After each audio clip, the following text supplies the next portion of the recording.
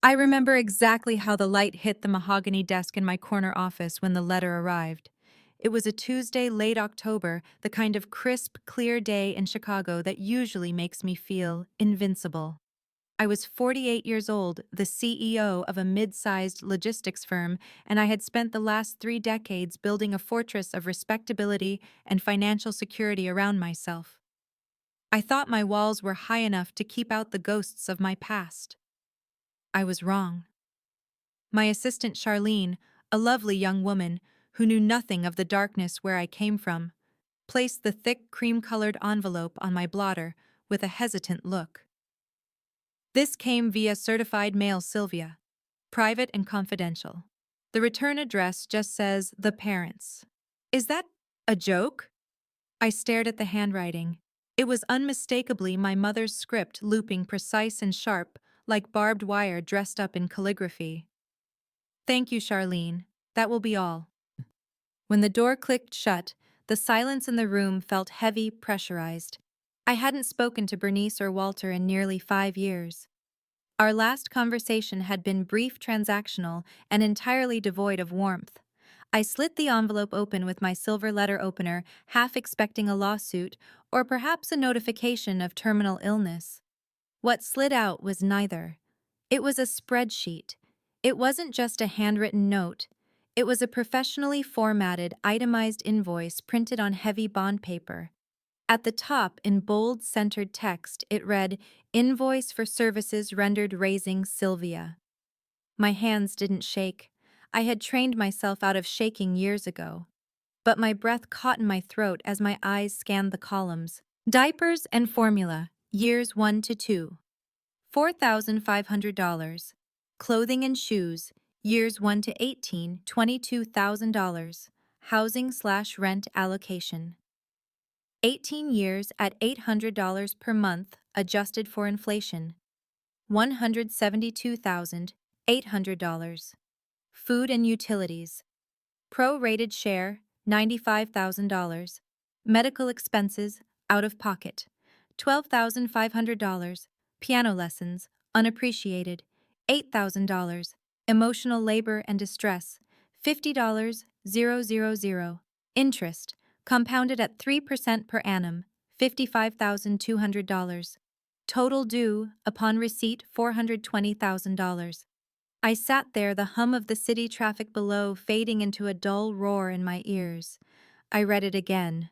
Surely this was a prank, a sick, twisted joke orchestrated by a rival or a disgruntled ex-employee. But then I saw the attached letter. Dear Sylvia, we have watched your rise to success in the business journals. We see the awards, the vacations to Europe, the designer suits. We are happy that our investment has finally matured. However, as you know, nothing in this life is free. We sacrificed our best years, our retirement savings, and our comfort to ensure you survive to adulthood.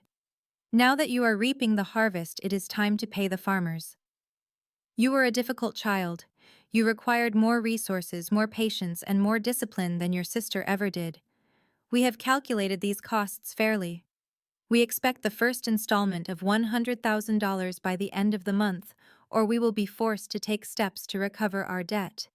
Do not test us. Love, Mom and Dad. Love. The word looked like a stain on the paper. I didn't laugh. A normal person might have laughed at the absurdity of charging interest on a childhood, but I knew Bernice and Walter. They didn't do jokes. They didn't do pranks. They did business. To them, I had never been a daughter. I had been a long-term bond, a speculative asset that they had held on to despite their better judgment, and now they wanted to cash out. I swiveled my chair around to look at the skyline, the gray steel of the buildings matching the sudden coldness in my chest. Most people talk about the unconditional love of parents. I had grown up with a ledger. Every meal, every pair of shoes, every ride to school had come with a sigh, a glare, a reminder of the burden I was. $420,000. I whispered to the empty room. It wasn't the money. I could write a check for that amount today and not lose my house, though it would hurt my savings significantly. It was the audacity. It was the confirmation of everything I had suspected since I was 6 years old. I was a purchase they regretted, and now they wanted a refund. I reached for the phone, my finger hovering over the intercom to call my lawyer, but I stopped. This wasn't a legal battle yet. This was personal. This was a ghost from 30 years ago knocking on the door holding a bill for my existence. To understand the invoice you have to understand the household I grew up in. It wasn't a home, it was a balance sheet. My father Walter was an accountant for a mid-level manufacturing firm. My mother Bernice was a housewife who managed the domestic sphere with the ruthlessness of a corporate raider. We lived in a respectable suburb of Philadelphia, in a house that was always clean but never comfortable. The plastic runners on the carpet weren't there to protect the rug. They were there because we weren't worth the cost of cleaning the fibers underneath. There were two of us, me and my younger sister Glenda. Glenda was the loss leader, the product a store sells at a discount to get you in the door. She was charming, pretty, and inherently forgivable. If Glenda broke a vase, it was an accident. If I broke a vase, it was destruction of property. Glenda was given ballet lessons, riding camps, and new dresses because she was sensitive and needed confidence. I, on the other hand, was the utility stock. Sturdy, boring, expected to perform without maintenance. I remember my 12th birthday. I had asked for a bicycle. All my friends were riding to the park on weekends, and I was the only one left walking.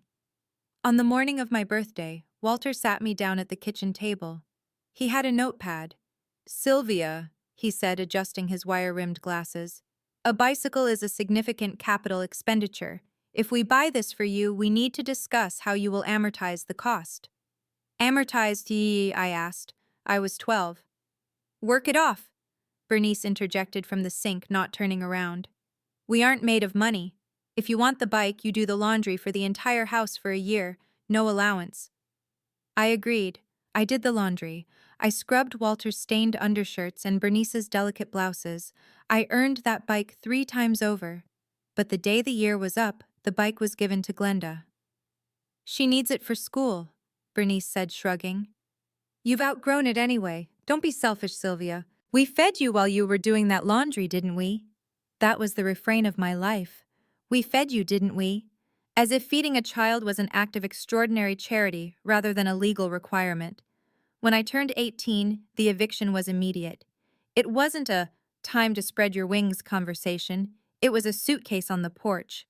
"We've done our duty," Walter told me, standing in the doorway, while Glenda peered out from behind him, smirking. She was 16 and had just been bought a used convertible. "You're an adult. The free ride ends today." I left. I didn't look back. I worked 3 jobs to put myself through business school. I waited tables at a diner where the truckers tipped better than the businessmen. I cleaned office buildings at night, staring at the empty executive chairs and promising myself that one day I would sit in one. I never asked them for a dime. When I got married briefly, disastrously, to a man who reminded me too much of my father, they didn't come to the wedding because I wouldn't pay for their first-class tickets. When I got divorced, they didn't call. When I landed my first VP role, silence. I thought we had an unspoken agreement. I asked for nothing, and in return, I didn't have to deal with their toxicity. But clearly they had been watching. Like vultures circling a carcass, they had been waiting for the meat to get fat enough to be worth picking. I looked at the invoice again. Housing/rent allocation. They were charging me rent for the nursery. I felt a cold rage building in my stomach, a familiar sensation that I usually channeled into board meetings and contract negotiations. But this was different. This wasn't business. This was a violation of the natural order. Glenda wasn't on this invoice. I knew that without asking. Glenda was likely still living in their basement, or between jobs, for the 10th time. I was the one being penalized for competence. I picked up the invoice and walked to the shredder. I turned it on. The machine whirred hungry, but I didn't feed it. If I shredded it, I was pretending it didn't exist. And if there was one thing I learned in business, it's that ignoring a debt notice, even a fraudulent one, doesn't make the creditor go away. It just makes them louder. I turned the shredder off. I folded the invoice and put it in my purse. I needed to make a call. Not to my lawyer. To the creditors. My hands were steady as I dialed the number. It was the same landline number they had used for 40 years. My parents were creatures of habit, clinging to the familiar even as the world moved on. It rang 4 times, then a click. Hello? It was Bernice. Her voice hadn't changed. It was still thin and reedy with that underlying tone of perpetual dissatisfaction. Mother, I said. It's Sylvia. There was a pause. No gasp of surprise, no warmth. Just a shifting of weight, likely her settling into the recliner in the den. We got the return receipt, she said. Her voice was dry, matter-of-fact. You received the invoice. I did, I said, leaning back in my leather chair, staring at the abstract painting on my office wall. I assumed it was a mistake, or perhaps a sign of early-onset dementia. Do you need me to call a neurologist? Don't be insolent, Sylvia. Walter's voice came on the line. They were on speakerphone. Of course. A united front. We are perfectly lucid. We've been meeting with a financial planner. And this financial planner told you to bill your daughter for breast milk and crib usage, I asked, my voice dangerously low. He told us we needed to liquidate underperforming assets, Walter said. And look at you. You're performing quite well. We read about the merger in the Tribune. You made a 7-figure bonus last year. That bonus, I said, articulating every syllable, was the result of 20 years of 80-hour work weeks. It has nothing to do with you. We made you, Bernice snapped. We molded you. We were tough on you because we knew you needed it. Glenda was soft, but you were hard. We made you hard. That success you have, that's our craftsmanship. We are simply asking for our cut. Your cut? I stood up, unable to sit anymore. I walked to the window. This isn't a mafia operation, Mother. It's a family. Or it was supposed to be. Family helps family. Bernice said, her voice turning syrupy, a manipulation tactic I recognized from my teenage years. Your father and I are getting older. The pension isn't what it used to be. The roof needs repairs. We sacrificed so much for you. The piano lessons. I hated the piano, I shouted, my composure cracking for a fraction of a second. You forced me to play, and when I quit, you sold the piano and kept the money. Overhead costs, Walter muttered. Look, Sylvia, we don't want to make this ugly, but we have records. We have photos of you in the clothes we bought. We have the hospital bills from when you broke your arm. Which happened because you refused to salt the driveway, I reminded them. Details. Walter waved it off, though I couldn't see him. The point is, $420,000 is a drop in the bucket for you. For us, it's peace of mind. It's dignity. You want dignity? I asked. Then stop trying to extort your daughter. We prefer the term retroactive reimbursement, Bernice said. We expect the first installment by Friday. If not, well, you know how people love a scandal. Successful CEO abandons impoverished elderly parents. It wouldn't look good for your shareholders, would it? The threat hung in the air, toxic and heavy. They weren't just asking for money. They were weaponizing my success against me. They knew I valued my reputation. They knew I had built a brand on reliability and ethical leadership. Are you threatening me? I asked, my voice turning to ice. We are motivating you, Walter said. Just like we did when you were a child. Friday, Sylvia. Or we start making calls. The line went dead. I stood there holding the phone, listening to the dial tone. I felt nauseous. It wasn't just the greed. It was the sheer calculated malice. They had kept score. For 48 years they had kept score, waiting for the moment when the balance could be collected. I wasn't dealing with parents. I was dealing with emotional terrorists. And like any seasoned executive, I knew one thing. You never negotiate with terrorists. But I also knew that if I didn't pay, they would burn my world down. Part 4. The Harassment Campaign. By Wednesday, the calls started. They didn't call my cell phone again. That would be too private, too easy to ignore. They called the main switchboard of my company. My receptionist, a sweet girl named Darlene, who usually handled angry vendors with a smile, buzzed my intercom at 10 a.m. Ms. Vance, I have a woman on line 1. She says she's your mother. She's crying. She says she can't afford her heart medication. My blood ran cold. I pressed the button. Tell her I'm in a meeting, Darlene. Take a message. She says it's an emergency, Darlene whispered. It's not. I said, my voice sharper than I intended. Hang up. An hour later, an email arrived in the general inquiry inbox of our investor relations department. The subject line, Unethical Practices by CEO Sylvia Vance. The body of the email detailed a sob story about how I had left my elderly parents to starve in a freezing house while I wore Prada. My VP of Communications, a sharp man named Robert, walked into my office with a printout. Sylvia, he said, closing the door. We need to talk about this. Is there any truth to it? It's obviously a shakedown, but if they go to the press... It's my parents. I admitted, the shame burning my cheeks. I felt like a child again, being scolded for dirtying my dress. They want money, a lot of it. Handle it, Robert said gently but firmly.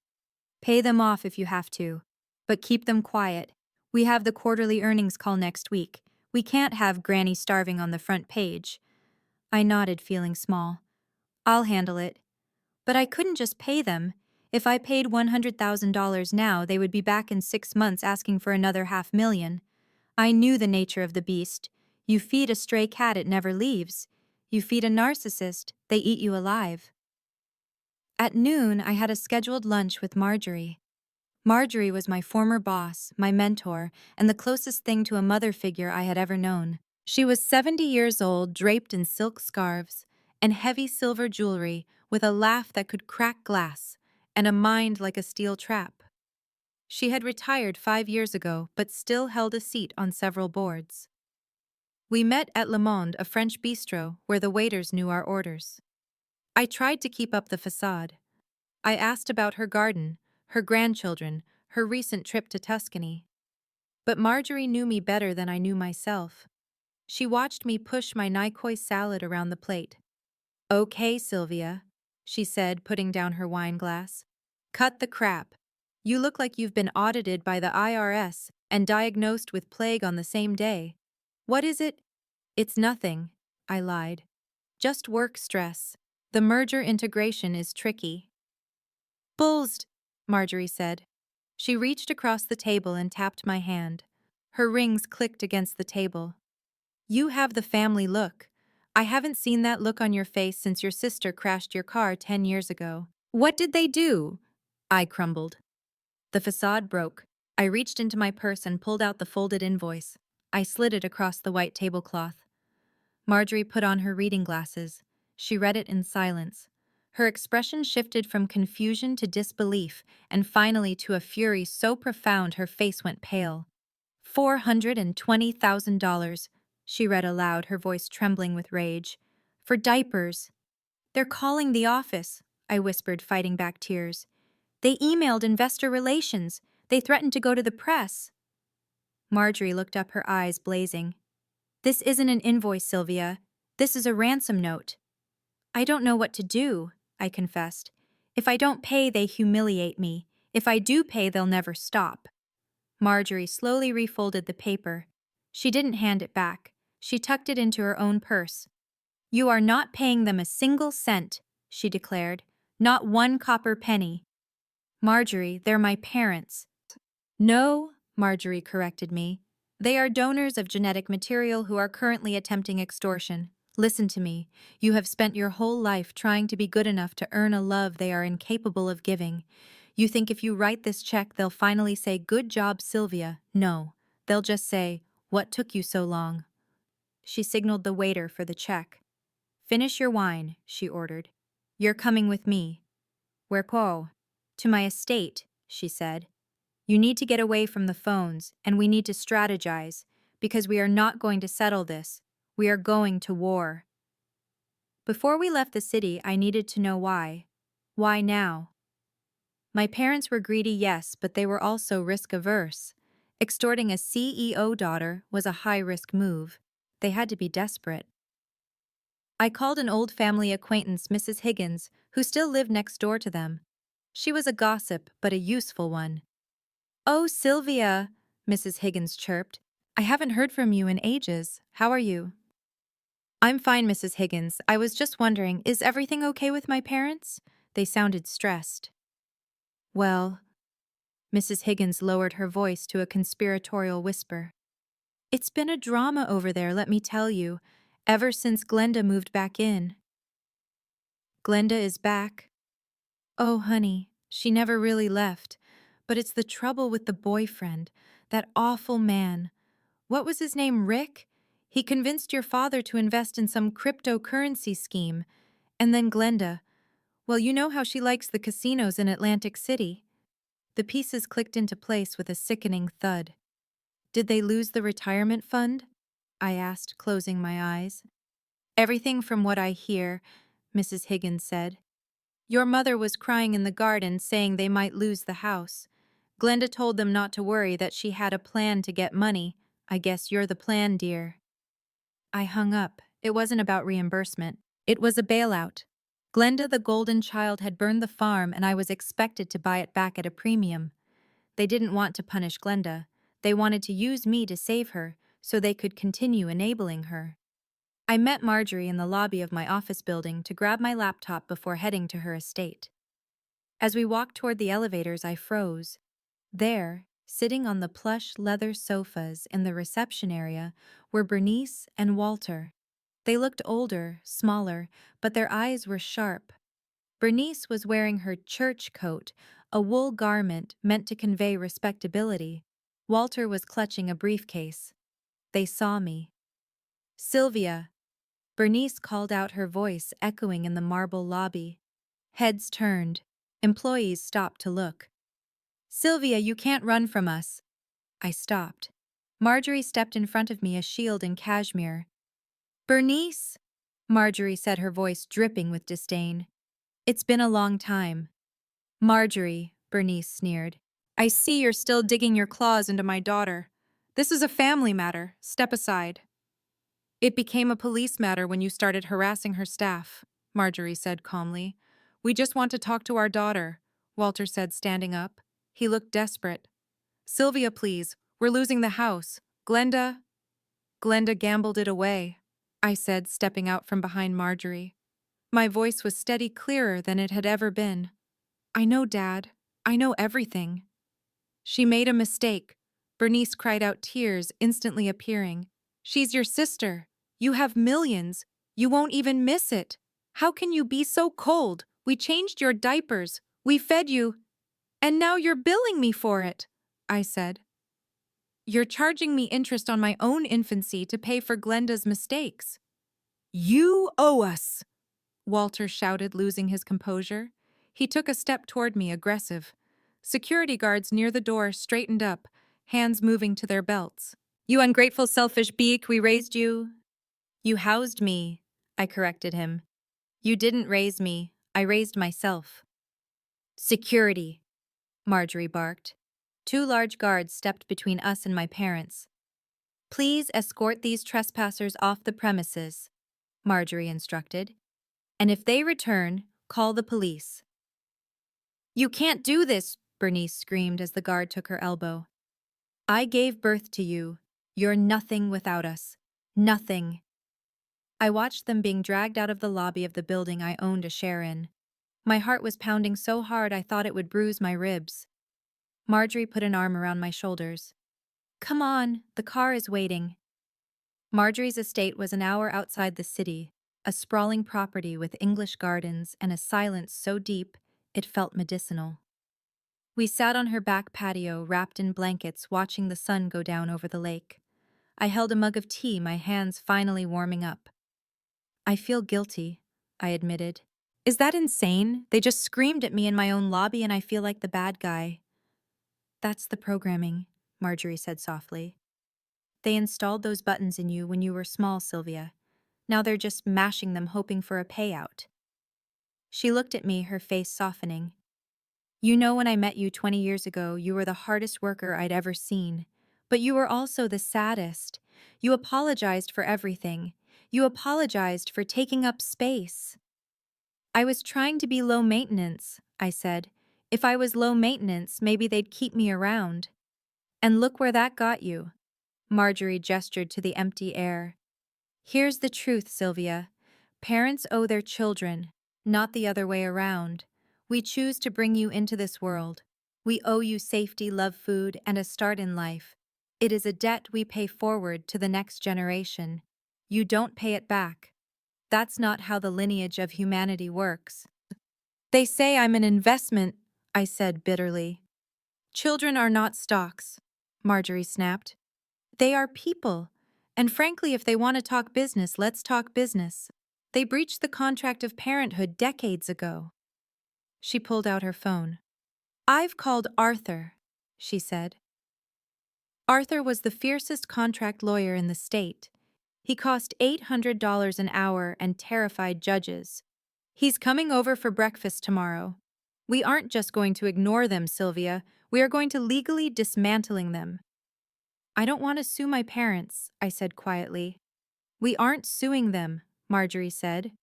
We are drafting a response to their invoice.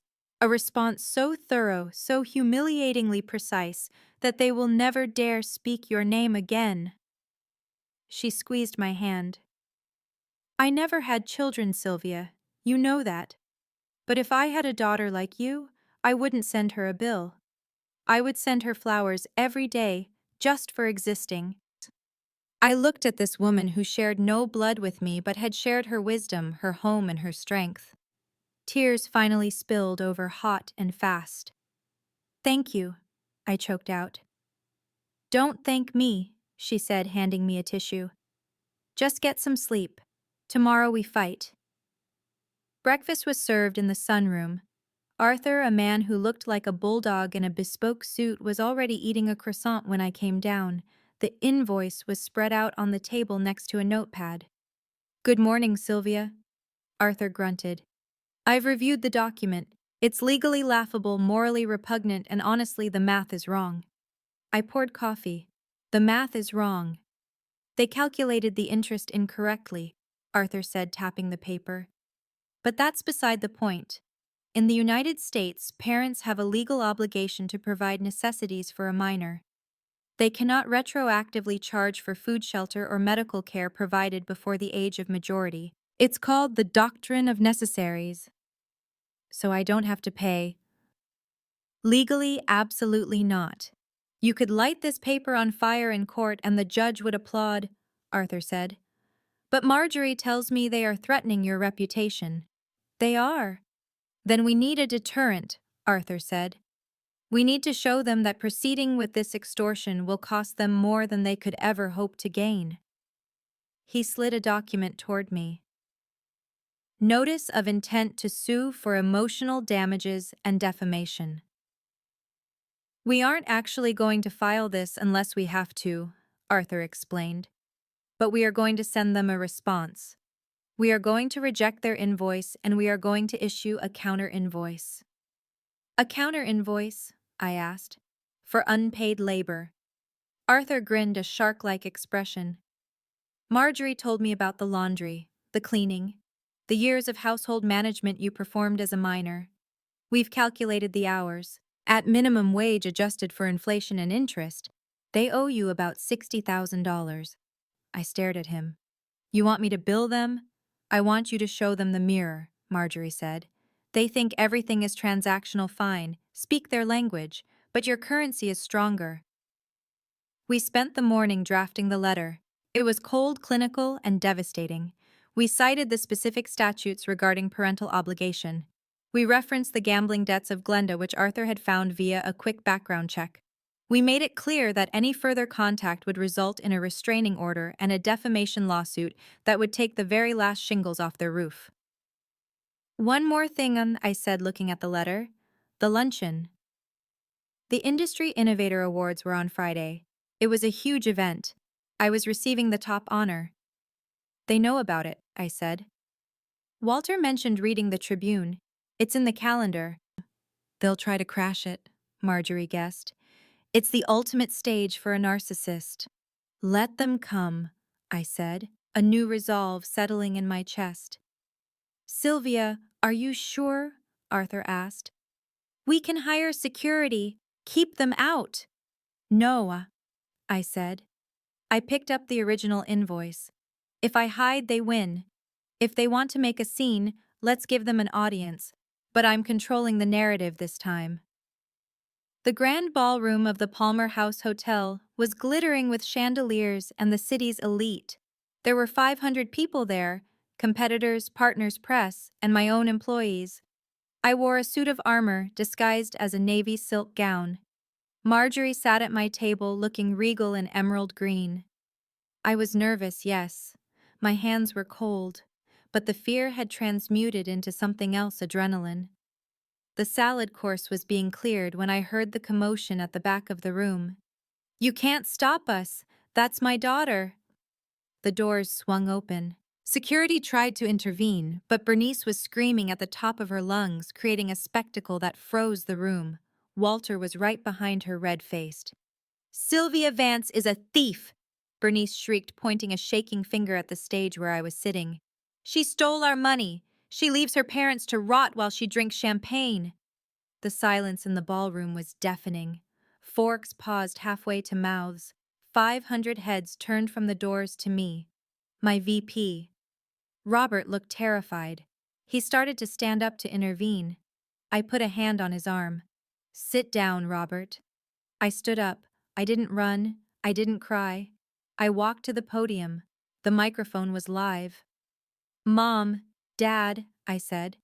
My voice boomed through the speakers, calm and amplified. Don't you mom and dad me, Bernice yelled, marching down the center aisle. She looked deranged, fueled by the desperation of debt and the rage of losing control. Tell them, Sylvia, tell them how you refuse to pay us back for your life. Tell them about the $420,000 you owe us. The crowd gasped. $420,000 was a specific odd number. It sounded like a loan or theft. Murmurs started. Did she steal from them? Bernice smiled triumphantly. She thought she had me. She thought shame was a weapon I was still vulnerable to. I reached into my clutch and pulled out the invoice. I unfolded it on the lectern. Since my parents have decided to make this a public forum, I said, my voice steady, I think it is only fair that I share the nature of the debt they are referring to. I held up the paper. This, I said, is an invoice I received via certified mail on Tuesday. It is a bill from my parents for raising me. The murmurs stopped. The room went dead silent. Let me read you the line items, I continued.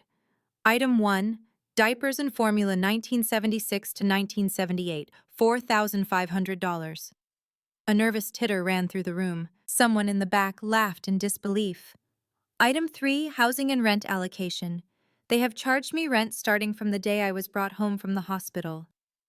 Item 6. I looked directly at Bernice, who had stopped walking. She looked confused. Why wasn't I crying? Why wasn't I begging piano lessons? $8,000. Note, unappreciated. I looked out at the crowd. My parents are demanding $420,000 in exchange for the basic care required by law to raise a child. They are here today because I refused to pay them for my own childhood to cover the gambling debts of my sister. I looked at Walter. Is that correct, Dad? Or did I misinterpret the interest rate on the breast milk? The atmosphere in the room shifted instantly.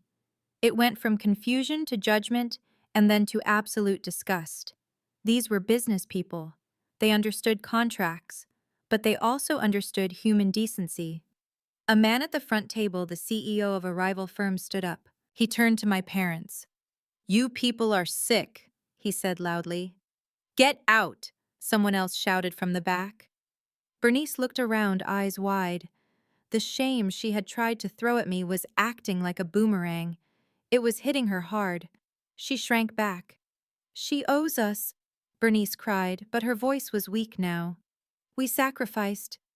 You did what every parent does, Marjorie shouted from her seat, standing up to applaud. You did the bare minimum. Security finally arrived in force. They didn't handle my parents gently this time. They took them by the arms. No, Sylvia, Walter called out, looking back at me. Sylvia, please. We'll lose the house. I stood at the podium watching them being dragged away. I felt a strange sensation in my chest. It was the feeling of a heavy weight one I had carried for 40 years finally dropping to the floor. I'm sorry for the interruption, I said to the stunned room. But as we discuss innovation today, perhaps we should remember that the greatest investment we make is in people not for a return, but for the future.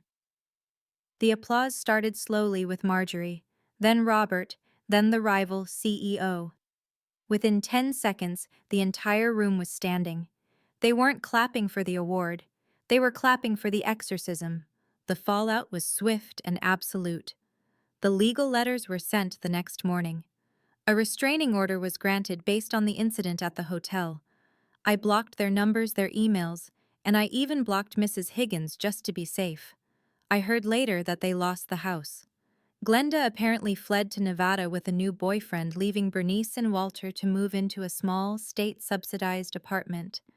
Part of me, the old part, the daughter who wanted to be good, felt a twinge of pity. I could have saved them. I could have written the check. But then I would look at the invoice which I had framed and hung in my home office, not as a trophy but as a reminder. It reminded me that love is not a transaction. You cannot buy loyalty, and you cannot bill for affection. I sat on Marjorie's porch a month later. The autumn leaves were falling. Do you miss them? Marjorie asked. I miss the idea of them, I said truthfully. I miss the parents I wanted them to be. But I don't miss the creditors. Good, Marjorie said. She poured me a cup of tea. That's called a write-off, Sylvia. In business, when an asset is toxic, you write it off. You take the loss and you move on. Sunk costs. Sunk costs, I repeated. I looked at Marjorie and then at the circle of friends I had built, my assistant Charlene, my VP Robert, the people who had stood up for me when it mattered. I realized something, I said. I didn't lose $420,000. I gained my freedom. That's a pretty good ROI. Marjorie laughed, that glass-shattering laugh I loved so much. The best bargain you ever made. It has been 2 years since that day. The phone doesn't ring anymore. The silence used to scare me, but now I know that silence isn't emptiness, it's peace. I wanted to share this story because I know I'm not alone. I know there are others out there holding invisible invoices, thinking they owe their parents for their very existence. So I have a question for you. At what point does family duty become abuse? And if you were in my shoes, would you have paid the money to save them, or would you have read the invoice to the room? Let me know in the comments below. I read every single one. And remember, you don't owe anyone for your survival. That was a gift, not a loan. My name is Sylvia Vance, and my balance is finally 0.